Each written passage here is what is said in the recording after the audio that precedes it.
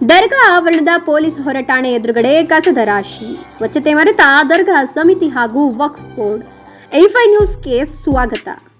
ರಾಜ್ಯದ ಹಿಂದೂ ಮುಸ್ಲಿಮರ ಪುಣ್ಯಕ್ಷೇತ್ರ ಹಾಗೂ ಭಾವೈಕ್ಯತೆಯ ಕೇಂದ್ರವಾಗಿರುವ ಚಿಂತಾಮಣಿ ತಾಲೂಕಿನ ಮುರುಕಮಲ ಗ್ರಾಮದ ಹಜರತ್ ಅಮ್ಮಾಜಾನ್ ಬಾಬಾಜಾನ್ ದರ್ಗಾವನ್ನ ಅಂತಾರಾಷ್ಟ್ರೀಯ ಮಟ್ಟಕ್ಕೇರಿಸಲು ಚಿಕ್ಕಬಳ್ಳಾಪುರ ಜಿಲ್ಲಾ ಉಸ್ತುವಾರಿ ಹಾಗೂ ಉನ್ನತ ಶಿಕ್ಷಣ ಸಚಿವರಾದ ಡಾಕ್ಟರ್ MC ಸುಧಾಕರ್ ಅವರು ಪಣ ತೊಟ್ಟಿದ್ದಾರೆ.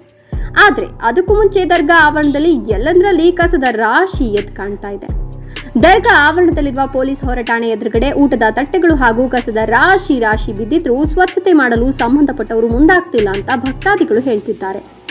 ದರ್ಗಾಗೆ ಅಪಾರ ಸಂಖ್ಯೆಯಲ್ಲಿ ಭಕ್ತಾದಿಗಳು ಬರ್ತಾರೆ. ವಕ್ಫ್ ಬೋರ್ಡ್ನಿಂದ ಸ್ವಚ್ಛತೆಗೆ ಹಾಗೂ ನಿರ್ವಹಣೆಗಾಗಿ ಸಿಬ್ಬಂದಿಗೂ ಸಹ ನೇಮಿಸಲಾಗಿದೆ. ಆದರೆ ಅವರು ದರ್ಗಾ ನಿರ್ವಹಣೆ ಹಾಗೂ ಸ್ವಚ್ಛತೆ ಮಾಡಲು ಮುಂದಾಗ್ತಾ ಇಲ್ಲ ಅಂತ ಸ್ಥಳೀಯರು ಗಂಭೀರ ಆರೋಪವನ್ನು ಮಾಡ್ತಿದ್ದಾರೆ.